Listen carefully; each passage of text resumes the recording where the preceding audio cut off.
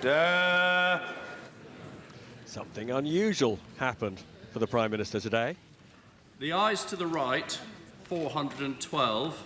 The noes to the left, 202.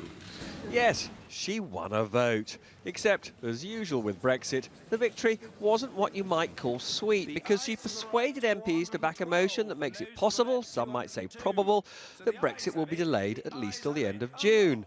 And it was only a few days ago that the Prime Minister regarded any delay as toxic. And after her so-called victory, which came about even though more Tory MPs voted against her than with her, she was nowhere to be seen. But he jumped to his feet. After the last few days of government chaos and some defeats, all of us now have the opportunity and the responsibility to work together to find a solution. I also reiterate our support for a public vote, not as a political... Mr. Speaker, not as political point scoring, but as a realistic option to break the deadlock. Now, perhaps the most important vote of the day was on an amendment put down by this senior Labour MP, who wants all MPs to wrest control from the Prime Minister of what kind of Brexit, if any, we have. We have to find a way of agreeing a plan that can command majority support. And the Prime Minister is correct when she says that in the end the House must be in favour of something. Now, there are a number of different ways that this can be done, including holding a series of votes on different options. Now, this Tory former minister may have been speaking for the entire nation.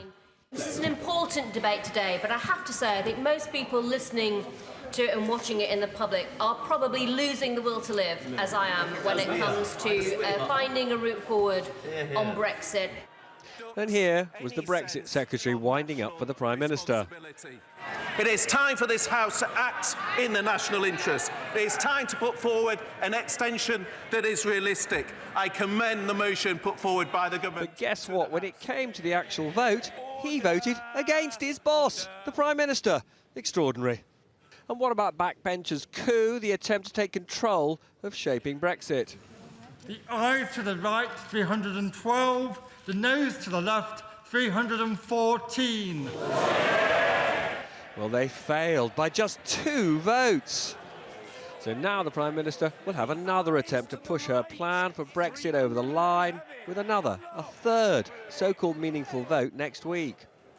Which fills this former Tory, who tried and failed today to get MPs to support a new referendum, with despair. We know the Prime Minister's plan is to keep running the clock down until we've got our toes over the edge, and the only option then will be to either back her deal or fall into a catastrophic no deal. A special emergency cabinet meeting at lunchtime today. The naughty ministers, Amber Rudd, Greg Clark and David Gauke. On the left, the Gawkwood squad, who defied the Prime Minister in a vote last night, but against all convention, weren't sacked. This man, the Chief Whip, was furious with them. Now, the Health Secretary is never disloyal. We've been trying to deliver on the result of the referendum. That's what we're trying to achieve. It is still just possible to do that with the Prime Minister's deal by the 29th of March. And what passed today is the provision to do that, or if necessary, to have a short technical extension. The alternative of a long extension, I think, would be a disaster. People want us to get on with this. Home for a Prime Minister still under the weather, but tonight daring to dream that she may still get her deal through, even though the prospect of us leaving the EU on time is close to nil. Robert Peston, News at 10.